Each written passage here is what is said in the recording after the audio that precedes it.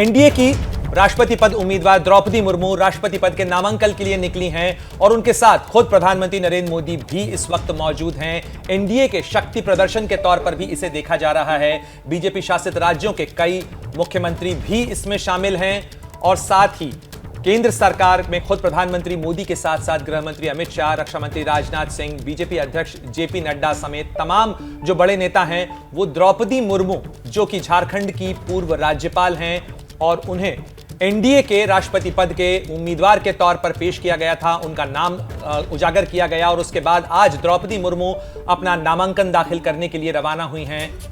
और आप तस्वीरों में देख सकते हैं किस तरीके से प्रधानमंत्री मोदी के साथ साथ गृह मंत्री अमित शाह, रक्षा मंत्री राजनाथ सिंह साथ देखे जा सकते हैं। साथ ही बीजेपी अध्यक्ष जेपी नड्डा भी उनके साथ मौजूद हैं और संसद भवन की ये तस्वीरें, संसद भवन में पार्लियामेंट एनेक्सी की तरफ से संसद भवन के मुख्य भवन की तरफ जाते हुए तमाम नेताओं का काफिला, ये तमाम एनडीए के का जो शक्ति प्रदर्शन है वो आप इस समय देख रहे हैं। एनडीए के तमाम नेता जो हैं वो इन तस्वीरों के अंदर और द्रौपदी मुर्मू नामांकन दाखिल करने के लिए जा रही हैं। राष्ट्रपति पद के लिए चुनाव होना है और इस चुनाव के लिए द्रौपदी मुर्मू एनडीए की उम्मीदवार, उनका मुकाबला होगा विपक्ष के उम्मीदवार बनाए गए पूर्व विदेश मंत्री, पूर्व वित्त मंत्री यशवंत सिन्हा से, जो अब टीएमसी के नेता हैं और टीएमसी की तरफ से उनका नाम आगे बढ़ाया गया था। यशवंत सिन्हा और द्रौपदी मुर्मू दो उम्मीदवार राष्ट्रपति पद के चुनाव के मैदान में। द्रौपदी मुर्मू के बारे में आपको बता दें, एनडीए की राष्ट्रपति पद की उम्मीदवार हैं द्रौपदी मुर्मू। 64 वर्ष उनकी आयु है। उनकी शिक्षा की बात करें तो स्नातक शिक्षा है उनकी। इस पूरे कार्यक्रम के अंदर उत्तर प्रदेश के मुख्यमंत्री योगी आदित्यनाथ पहुंचे हैं, गुजरात के मुख्यमंत्री भूपेंद्र भाई पटेल भी मौजूद हैं, साथ ही हरियाणा के मुख्यमंत्री मनोहर लाल खट्टर इस समय मौजूद हैं संसद भवन में, साथ ही मध्य प्रदेश के मुख्यमंत्री शिवराज सिंह चौहान भी हैं। इसके अलावा कर्नाटक के मुख्यमंत्री बसवराज बोम्मई भी मौजूद हैं। प्रधानमंत्री मोदी खुद अगुवाई करते हुए देखे जा सकते हैं इसमें और उनके साथ बीजेपी अध्यक्ष जेपी नड्डा हैं, गृह मंत्री अमित शाह हैं, द्रौपदी मुर्मू आगे बढ़ते हुए। और उस पूरे मामले पर ज्यादा जानकारी के साथ हमारे सहयोगी प्रशांत जुड़ रहे हैं। प्रशांत, द्रौपदी मुर्मू अपना नामांकन दाखिल कर रही हैं, क्या प्रक्रिया होगी, किस तरीके से उनके प्रस्तावक के तौर पर किन किन के नाम हैं? जी देखिए प्रणय, 4 सेटों में ये नामांकन दाखिल किया जाएगा आज और जो सबसे प्रमुख प्रस्तावक हैं प्रधानमंत्री हैं, गृहमंत्री अमित शाह हैं और राजनाथ सिंह है, जेपी नड्डा, इन सभी ने उस पर हस्ताक्षर किए हैं। जो पहला सेट होगा उसमें प्रधानमंत्री और अमित शाह प्रमुख प्रस्तावकों में हैं और राजनाथ सिंह सबसे प्रमुख अनुमोदक है। पहले सेट में 7 सांसदों से उस पर हस्ताक्षर किए गए हैं। जो दूसरा सेट है उसमें जेपी नड्डा सबसे प्रमुख प्रस्तावक हैं। बाकी जो बीजेपी राज्यों के सीएम और बाकी जो एनडीए सहयोगियों के जो सीएम है वो सबसे प्रमुख अनुमोदक है। उसके अलावा सबसे प्रमुख बात यह है, क्योंकि ये बार बार ये मैसेज देने की कोशिश की जा रही है कि जो 4 सेट है उसमें बीजेपी के जितने भी बीजेपी और सहयोगी दलों के जितने भी अनुसूचित जनजाति के सांसद हैं, आदिवासी सांसद जितने हैं, सबसे सिग्नेचर करवाया गया है, सब प्रस्तावक या अनुमोदक है, सबसे साइन करवाया गया है। इसके अलावा उड़ीसा, बिहार, झारखंड और गुजरात, इन सब तमाम राज्यों के जहां जहां भी अनुसूचित जनजाति के विधायक हैं उनसे भी हस्ताक्षर करवाया गया है। तो एक मैसेज देने की भी कोशिश की गई है कि जो 4 सेट के जो पेपर्स हैं, जो 4 सेटों में जो नामांकन दाखिल हो रहा है उसमें कहीं न कहीं उन लोगों को जरूर शामिल किया जाए जो अनुसूचित जनजाति से आते हैं और इससे उन तमाम सांसदों से और उन ज्यादातर विधायकों से हस्ताक्षर करा गया है। तो जैसा मैंने बताया 4 सेटों में नामांकन। अभी द्रौपदी मुर्मू जो राज्यसभा के महासचिव हैं वो इस बार रिटर्निंग ऑफिसर है चुनाव के, तो उनके कमरे में संसद में जो उनका कमरा है वहां पर नामांकन कर रही हैं और प्रधानमंत्री नरेंद्र मोदी, गृह मंत्री अमित शाह के अलावा जितने सहयोगी दलों के प्रतिनिधि हैं उन भी वहां पर बुलाया गया है। मैं एक चीज और भी बता दूं कि बीजेपी को बीजेडी और बीजू जनता दल और वाईएसआर कांग्रेस के जो सांसद हैं उन्होंने भी हस्ताक्षर किए हैं। तो 2 पार्टियों का एनडीए के अलावा उनको समर्थन मिल चुका है और उन्हें उम्मीद है कि भी और पार्टियों का भी समर्थन मिलेगा। जी प्रशांत, क्या एनडीए के घटक दलों से भी कुछ नेता पहुंचे हैं वहां पर, क्योंकि तस्वीरों में हम देख रहे हैं बीजेपी शासित राज्यों के मुख्यमंत्री तो दिख ही रहे हैं? बिल्कुल, जैसा मैं बता रहा था, एनडीए के जितने घटक दल है, जैसे जेडीयू के जो राष्ट्रीय अध्यक्ष है ललन सिंह, वो मौजूद हैं। रामदास आठवले जो मंत्री भी हैं और आरपीआई आठवले के अध्यक्ष हैं वो मौजूद है। अपना दल से अनुप्रिया पटेल को मैंने देखा है, वो भी आज यहाँ पहुंची है। बाकी तमाम जो जेजेपी जो हरियाणा में सहयोगी दल है बीजेपी की, उससे दुष्यंत चौटाला यहाँ पहुंचे हैं। इसके अलावा एआईएडीएमके के ओपी पनीरसेल्वम पहुंचे हैं। इसके अलावा जो बीजेपी बीजू जनता दल, हालांकि वो एनडीए में नहीं है, लेकिन चूंकि वो समर्थन कर रहे हैं लिहाजा एक सांसद तस्मीर पात्रा जो राज्यसभा सांसद है वो भी बीजेपी की ओर से यहाँ मौजूद है और दो मंत्री जो राज्य सरकार के मंत्री हैं उनको भी बीजेपी की ओर से यहाँ पर भेजा गया है। इसके अलावा जो बाकी नॉर्थ ईस्ट से एनडीए के सहयोगी हैं वो सभी यहाँ मौजूद है। तो ज्यादातर सहयोगी दल मौजूद है और जैसा मैंने कहा कि बीजेपी जनता दल और वाईएसआर कांग्रेस जो एनडीए से बाहर है लेकिन उन्हें समर्थन देने का ऐलान किया है, इन दोनों पार्टियों के भी प्रतिनिधि यहाँ पर पहुंचे हुए हैं। जी प्रशांत, निश्चित रूप से राष्ट्रपति पद के उम्मीदवार के तौर पर, एनडीए के उम्मीदवार के तौर पर इस समय आप स्क्रीन पर देख सकते हैं कि द्रौपदी मुर्मू का नामांकन दाखिल किया जा रहा है। रिटर्निंग ऑफिसर के सामने खुद प्रधानमंत्री मोदी उस समय मौजूद हैं और साथ ही रक्षा मंत्री राजनाथ सिंह, गृह मंत्री अमित शाह, बीजेपी अध्यक्ष जेपी नड्डा भी हैं, साथ ही ललन सिंह जो कि जेडीयू के नेता हैं वो भी तस्वीरों में आप देख सकते हैं और साथ ही वाणिज्य मंत्री पीयूष गोयल भी इन तस्वीरों में नजर आ रहे हैं। तो ये एनडीए का शक्ति प्रदर्शन है। कतार में बैठे हुए उत्तर प्रदेश के मुख्यमंत्री योगी आदित्यनाथ, इसके अलावा बसवराज जो कर्नाटक के मुख्यमंत्री हैं, हरियाणा के मुख्यमंत्री मनोहर लाल खट्टर भी तस्वीरों में नजर आ रहे हैं और साथ ही हेमंत बिस्व शर्मा जो कि असम के मुख्यमंत्री हैं वो भी तस्वीरों में देखे जा सकते हैं। तो ये तमाम जो स्ट्रेंथ है एनडीए का जो शक्ति प्रदर्शन है वो इस समय इस नामांकन के साथ नजर आ रहा है। हमारे सहयोगी नीरज पांडे भी जुड़ गए हैं हमारे साथ इस खबर पर ज्यादा जानकारी को लेकर। नीरज, आज इसके बाद क्या कार्यक्रम रहने वाला है? द्रौपदी मुर्मू अपना प्रचार कब से शुरू करने जा रही हैं? देखिए, द्रौपदी मुर्मू का प्रचार जो आज नामांकन है, आज नामांकन के बाद शाम को एक बैठक है जिसमें ये रणनीति तय होगी और उसके बाद माना जा रहा है कल के बाद से, यानी कल से ये लोग मिलना शुरू करेंगे, सभी पॉलिटिकल पार्टियों के नेताओं से मुलाकात करेंगे, उनसे जाके वोट देने की अपील करेंगी मुर्मू। और ये जो प्रबंधन कमेटी बनाई गई है गजेंद्र सिंह शेखावत की अध्यक्षता में, तो गजेंद्र सिंह शेखावत और उनकी जो पूरी टीम है वो प्रबंधन समिति की आज ये बैठक है शाम को। उस बैठक के बाद ही तय होगा कि कल से किसके पास पहले जाना है। तो एनडीए के लोग तो मौजूद ही हैं, एनडीए के सभी जो घटक दल के नेता हैं वो मौजूद हैं, इंक्लूडिंग जो बाहर से खासकर बीजेडी के जो नेता हैं वो प्रस्तावक के रूप में यहाँ मौजूद हैं। सभी भारतीय जनता पार्टी के मुख्यमंत्री मौजूद हैं, भारतीय जनता पार्टी के सभी बड़े नेता मौजूद हैं। प्रधानमंत्री नरेंद्र मोदी खुद प्रस्तावक हैं, गृह मंत्री प्रस्तावक हैं, रक्षा मंत्री अनुमोदक हैं। तो मतलब कह सकते हैं कि एनडीए ने अपनी ताकत दिखाई है और जिस तरह से बीजेडी ने समर्थन किया है तो ऑलमोस्ट इनके पास जो समर्थन है, जो जीतने वाला वोट है वो बिल्कुल पर्याप्त है। ये अलग बात है, चूँकि जब भी राष्ट्रपति चुनाव होता है तो कोशिश ये होती है कि जो कैंडिडेट हो वो सभी पॉलिटिकल पार्टियों से मिले ताकि ज़्यादा से ज़्यादा समर्थन जुटाया जा सके, ज़्यादा से ज़्यादा वोट हासिल किया जा सके और पहला प्रयास ये होता कि सर्वसम्मति से चुन लिया जाए। लेकिन चूंकि यहाँ चुनाव हो रहा है, यशवंत सिन्हा 27 तारीख को अपना नामांकन दाखिल करेंगे और विपक्ष के कैंडिडेट के रूप में वो भी चुनाव लड़ेंगे, तो चुनाव होना तो तय है, लेकिन अब जीत का मार्जिन क्या हो इसकी रस्साकसी चल रही है। जी प्रणय। नीरज, जो बैठक का आप जिक्र कर रहे थे वो कब होनी है और उसमें कौन कौन शामिल होगा? देखिए, जो मेरी जानकारी है उसके अनुसार प्रहलाद जोशी के आवास पर ये बैठक शाम को आज होने वाली है, जिसमें प्रबंधन समिति के सारे मेंबर्स मौजूद रहेंगे, गजेंद्र सिंह शेखावत मौजूद रहेंगे और खुद मुर्मू भी उसमें शामिल हो सकती हैं। और ये तय किया जाएगा कि द्रौपदी मुर्मू जी और प्रबंधन समिति के लोग शुरुआत किससे करेंगे, किसके साथ मुलाकात करेंगे, कहाँ कहाँ जाएंगे, किन किन नेताओं से मिलेंगे, ये एक पूरी रूपरेखा तय होगी और उसी में ये तय होगा कि किन किन नेताओं से मुलाकात कब कब करनी है। तो ये आज शाम को ये संभवतः बैठक होगी, ये नामांकन की प्रक्रिया पूरी हो जाएगी और नामांकन की प्रक्रिया पूरी होने के बाद ये सारी चीज़ें शुरू होंगी। जी प्रतिमा। जी बिल्कुल नीरज, तो आज से यह प्रक्रिया शुरू हो जाएगी। औपचारिक रूप से यह प्रक्रिया इस समय चल रही है जब द्रौपदी मुर्मू अपना नामांकन दाखिल कर रही हैं और राज्यसभा के सेक्रेटरी जनरल जो हैं उनके सामने ये दाखिल किया जा रहा है नामांकन पत्र, जो इन्हें रिटर्निंग ऑफिसर बनाया गया है राष्ट्रपति पद के चुनाव के लिए। और प्रधानमंत्री मोदी तस्वीरों में आप देख सकते हैं इस नामांकन के दौरान मौजूद हैं।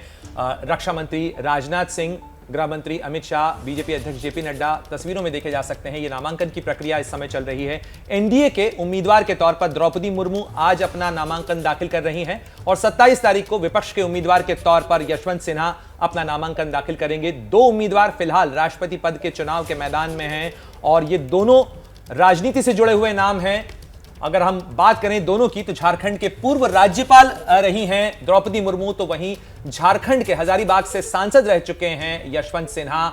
यशवंत सिन्हा 3 बार लोकसभा और 2 बार राज्यसभा के सांसद रहे हैं। और द्रौपदी मुर्मू की बात करें तो 22 साल का उनका सियासी सफर रहा है, जबकि 4 दशक का सफर यशवंत सिन्हा का रहा है, जो पूर्व प्रशासनिक अधिकारी भी रहे और देश को पहला ट्राइबल या आदिवासी जनजाति समाज से आने वाला राष्ट्रपति मिल सके, ये कोशिश है एनडीए की तरफ से। नीरज हमारे सहयोगी लगातार जुड़े हुए हैं। देश को पहला जनजातीय राष्ट्रपति देने की जो कोशिश है नीरज, उसके पीछे एनडीए की क्या रणनीति है? देखिए, केवल देश का पहला राष्ट्रपति ही नहीं, अगर आप देखें तो सबसे पहले जब झारखंड की ये राज्यपाल बनाई गई तब देश में पहली राज्यपाल भी ट्राइबल यही थी। तो ये एक बहुत इसकी एक कहा जा सकता है एक रिप्रेजेंटेशन है आदिवासी समाज को। आदिवासी समाज करीब 8 राज्यों में बहुत ही प्रभावी ढंग से बड़ी संख्या में है।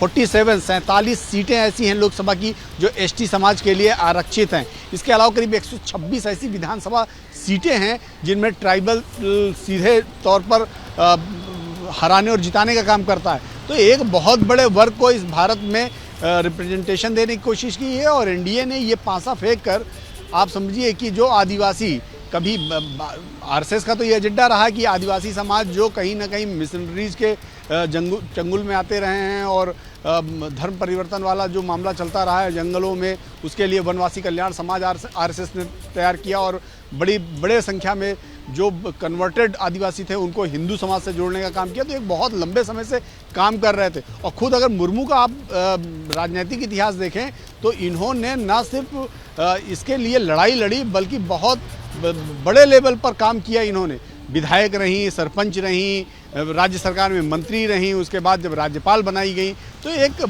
भारतीय जनता पार्टी की बहुत सोची समझी रणनीति है कि देश में एक बहुत बड़ा आदिवासी समाज है, जो वर्ग है, उसको न सिर्फ रिप्रेजेंटेशन दिया जाए बल्कि उनको आगे आने के लिए प्रेरित किया जाए और अपनी पार्टी से भी जोड़ा जाए। ये केवल एक सामाजिक मूव नहीं है बल्कि ये एक पॉलिटिकल मूव भी है, क्योंकि लोकसभा चुनाव 2024 में होना है। 47 एसटी समाज की सीटें हैं, 126 ऐसी विधानसभा सीटें हैं जहाँ पे इनका रिप्रेजेंटेशन है। दूसरी बात यह है कि इस साल और अगले साल मिला के 5 जिन राज्यों का चुनाव है उनमें ट्राइबल्स का बहुत बड़ा हिस्सा है। खासकर आप देखें तो इस साल गुजरात में, तो गुजरात का एक बहुत बड़ा एरिया ट्राइबल एरिया है। वहाँ पे करीब 30 से 35 ऐसी विधानसभा सीटें हैं जहाँ पे ट्राइबल्स का अच्छा खासा वोट बैंक है, वो हराने या जिताने की स्थिति में रहते हैं। तो गुजरात के इलेक्शन में उनका सीधा उपयोग किया जाएगा। इसके अलावा आप देखिए तो अगले साल जिन 3 राज्यों में, राजस्थान, छत्तीसगढ़ और मध्य प्रदेश में चुनाव है, इन राज्यों में आदिवासी समाज का एक बहुत बड़ा वोट बैंक है। उड़ीसा अपने आप में बहुत बड़ा वोट बैंक है जहां पे भारतीय जनता पार्टी लगातार पिछले 10 सालों से काम कर रही है और रस्साकसी कर रही है वहां सरकार बनाने की। इसके अलावा आप देखिए तो पश्चिम बंगाल, आपका तेलंगाना, निश्चित रूप से कई राज्यों के अंदर आदिवासी समाज की, जनजातीय समाज की काफी बड़ी आबादी है और वो कई सीटों के ऊपर चुनावी समीकरण तय करने की स्थिति में है। लेकिन नीरज, अगर हम एनडीए की इस व्यापक रणनीति की बात करें तो इसके साथ साथ अगर राष्ट्रपति चुनाव के गणित की, चुनावी गणित में ये एक गेम चेंजर है।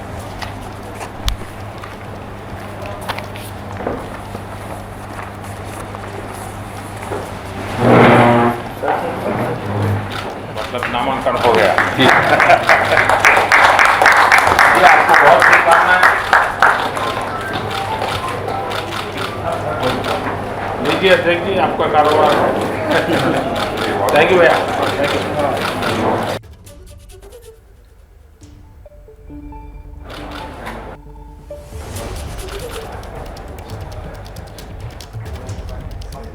तो सीधी तस्वीरें आप देख रहे हैं राज्यसभा के महासचिव पीसी मोदी के सामने ये नामांकन दाखिल किया गया। 4 सेट के अंदर नामांकन दाखिल किया गया, जिसमें प्रस्तावक के तौर पर खुद प्रधानमंत्री मोदी का नाम था। इसके अलावा गृह मंत्री अमित शाह भी प्रस्तावक थे। साथ ही अनुमोदक के तौर पर रक्षा मंत्री राजनाथ सिंह ने पहले सेट में, जिसमें नामांकन दाखिल किया गया द्रौपदी मुर्मू का, जिन्हें एनडीए का उम्मीदवार बनाया गया है राष्ट्रपति चुनाव के लिए, उनका नामांकन दाखिल किया गया। 4 सेट में जो नामांकन दाखिल किया गया, उसमें एक सेट तमाम आदिवासी और जनजाति या अनुसूचित जाति जनजाति के सांसदों का भी था। एक सेट उनकी तरफ से दाखिल किया गया। इसके अलावा बीजेपी अध्यक्ष जेपी नड्डा भी अनुमोदक और प्रस्तावक के तौर पर दूसरे सेट में उन्होंने अपना नाम दिया है।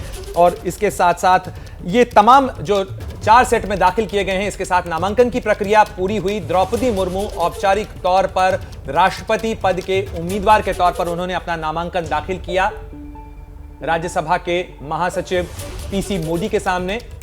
और अगर इस राजनीतिक सफर की बात करें तो 64 वर्ष की द्रौपदी मुर्मू 2015 से लेकर जुलाई 2000 यानी मई 2015 से लेकर जुलाई 2021 तक वो राज्यपाल रही झारखंड की। और अब एनडीए ने उन्हें उम्मीदवार बनाया है राष्ट्रपति पद के चुनाव के लिए।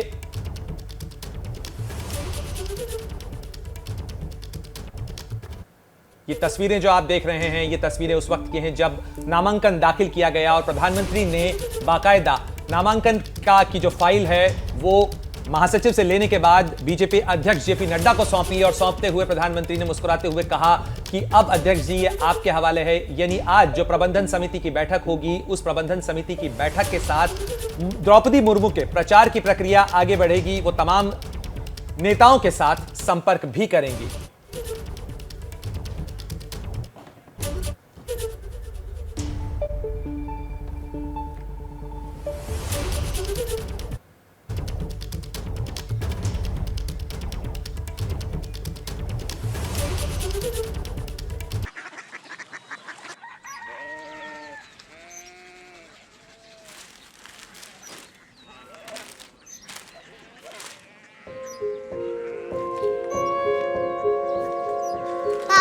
बाबा Korea city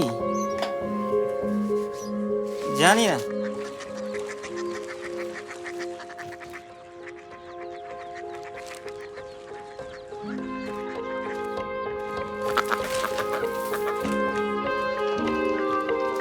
Korea city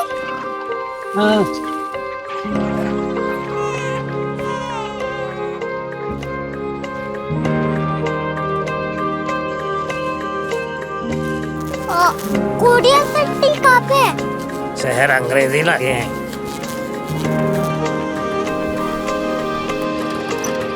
Korea city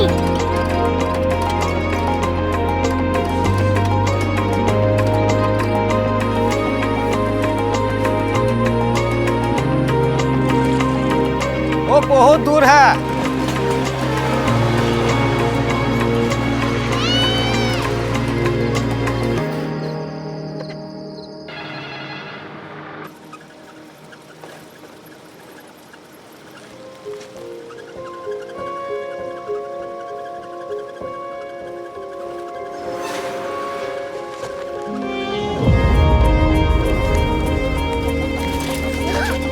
Korea city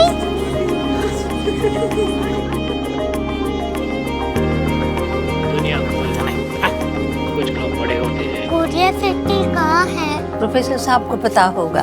हो ये छोटा वाला ग्लोब लगता है और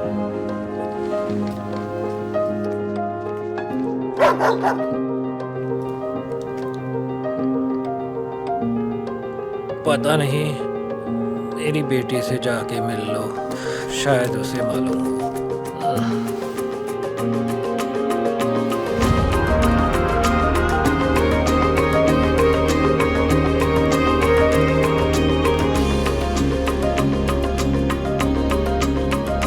हाय, बाबा ने भेजा है। Come here. Korea city Korea city नहीं, क्यूरियोसिटी। वो क्या? That's what brought you here? जो तुम्हें यहाँ तक ले आया। क्यूरियोसिटी।